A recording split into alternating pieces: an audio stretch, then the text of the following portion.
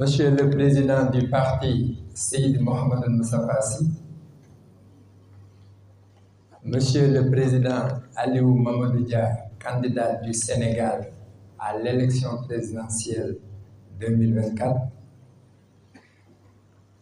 Madame, Messieurs les élus parlementaires, Madame, Messieurs les élus départementaux, Madame, Messieurs les élus municipaux, Madame, Messieurs les secrétaires généraux de fédération, avant cela d'abord, Madame, Messieurs les membres de la communauté éducative ici présents et qui ont bien voulu honorer de leur présence cette journée de lancement, à savoir les inspecteurs d'éducation, les parents d'élèves, Madame, Messieurs les secrétaires généraux de fédération, Madame, Messieurs les membres du Conseil politique national du PUR, Madame, Messieurs les secrétaires nationaux, Madame, Messieurs les militants, Madame, Messieurs les sages du parti,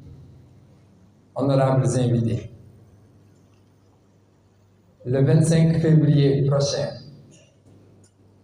le Sénégal va amorcer un tournant décisif de son histoire politique, marqué par l'organisation d'un scrutin d'une telle importance dans sa vie politique.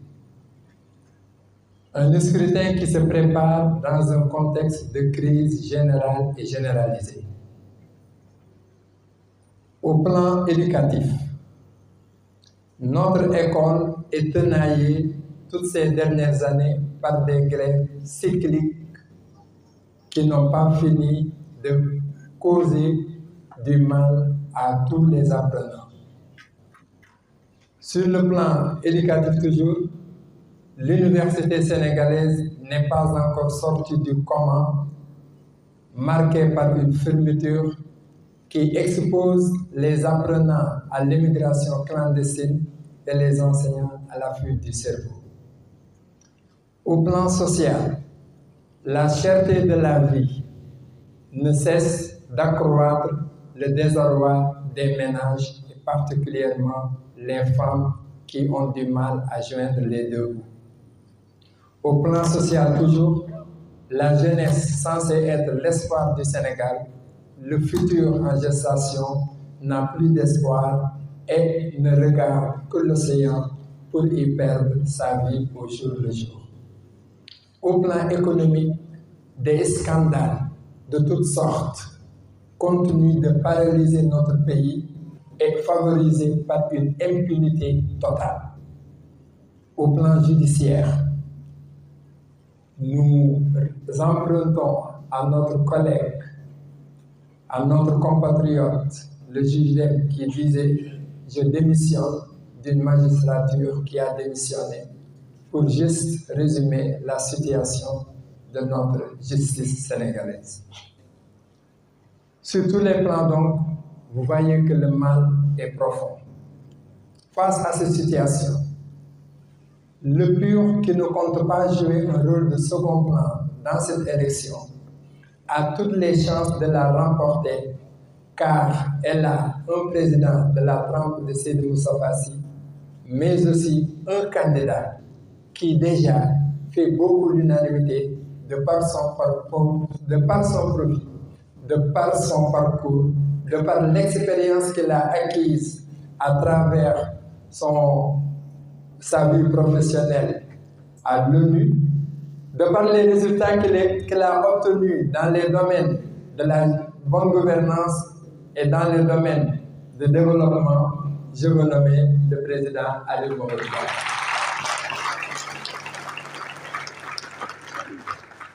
C'est l'occasion pour nous, Monsieur le Président, de vous exprimer l'engagement de ces enseignants assis devant vous à vous accompagner vers la victoire au soir du 25 février. Je m'engage devant les Sénégalais et je l'ai toujours dit. Les réformes nécessaires pour faire de notre éducation la meilleure ou l'une des meilleurs systèmes éducatifs en Afrique, je m'engage à porter ces réformes-là. Et nous ferons ces réformes. tout ce qu'il faut pour faire ces réformes-là. Nous le savons, nous l'avons au Sénégal ici. Et nous porterons ces réformes pour le bénéfice de notre école, pour le bénéfice de notre pays, mais faire en sorte que notre système éducatif soit l'un des meilleurs systèmes éducatifs au monde. C'est possible de le faire et nous le ferons. Donc je rends un vibrant hommage à tous les enseignants et enseignantes du Sénégal pour le travail important qu'ils ne cessent de faire pour la nation. C'est des vrais djambars. C'est des vrais djambars. Donc nous vous rendons un hommage et tout ce qui peut être fait pour améliorer les conditions de travail des enseignants, pour améliorer le cadre de l'école, nous le ferons, Inch'Allah, le jour où les Sénégalais nous feront confiance. La priorité de notre politique, c'est l'éducation d'abord. Et ça, nous ferons tout ce qu'il faut pour faire de notre éducation une éducation de qualité, mais surtout une éducation accessible. Je n'ai pas parlé des abris provisoires. J'ai pris un engagement solennel devant le peuple sénégalais d'éradiquer ou de supprimer, en tout cas d'enlever à jamais des abris provisoires dans notre système, dans nos institutions. Et c'est bien possible. C'est bien possible. Je l'ai fait dans d'autres pays. J'ai enlevé des abris provisoires. Dans d'autres pays, on les appelle des apatas. J'en ai enlevé plusieurs pour construire des écoles. Donc, si je suis président de la République du Sénégal, je sais comment faire et je le ferai pour le Sénégal. Donc, notre enseignement supérieur est dans une situation extrêmement difficile. Nous allons effectivement faire les assises de l'enseignement supérieur. Nous allons prendre tout ce qu'il faut comme mesure pour faire de notre enseignement supérieur un enseignement de qualité aussi. Pour mettre nos étudiants et nos professeurs d'université dans les meilleures conditions de performance possibles pour qu'on puisse effectivement construire notre pays de la meilleure des manières possibles. Notre enseignement technique et professionnel n'est pas qualifiant. Il faudrait qu'on fasse de notre enseignement technique et professionnel le bras armé de la construction de notre nation, en formant des ingénieurs, des techniciens supérieurs, dans tous les domaines qui vont porter, qui vont être les artisans de la création, en tout cas de la construction de notre pays. Et ça, c'est extrêmement important et c'est possible. Notre système éducatif n'est pas en adéquation avec le marché de l'emploi. Les jeunes qui sont formés, qui sortent, on les forme pour sortir pour être des chômeurs. Il faut qu'on puisse mettre en adéquation notre enseignement supérieur, en tout cas la formation professionnelle et technique aux besoins du marché de l'emploi. Le professeur inspecteur l'a dit tout à l'heure. Comment impliquer le secteur privé, notamment dans le domaine de la recherche, dans le domaine de la technologie et des sciences. On ne construira pas notre pays si on n'investit pas assez dans la formation. On ne construira pas notre pays si on n'investit pas assez dans les sciences et dans la technologie. Tous les pays qui sont développés se sont développés grâce à la science et à la technologie. Et je l'ai dit en Wolof tout à l'heure, le professeur Cheikh Anta Diop nous a dit de s'armer de science jusqu'au temps. Parce qu'à science égale, la vérité triomphe. Mais l'autre chose le plus important et que je n'ai pas encore dit, c'est l'enseignement religieux. Les daras. J'ai beaucoup parlé des daras dans mes tournées. Parce que c'est le système le plus discriminant possible qu'on a mis en place au Sénégal, en mettant les daras de côté. Quelqu'un qui va dans les daras à 18 ans, il finit de faire ses études coraniques, il finit de faire ses études. L'État lui dit, je ne te dois rien du tout. Alors qu'un jeune qui vient, qui a le bac, qui a 24 ans à son maîtrise, au moins, lui, il peut espérer aller faire un concours, aller faire quelque chose, aller dans l'administration. Mais quelqu'un qui fait les daras, qui fait les écoles franco-arabes, on a rencontré quelqu'un l'autre jour qui m'a dit, Monsieur le Président, vous savez, j'ai eu mon bac en arabe. J'ai demandé à avoir une bourse pour aller à l'étranger.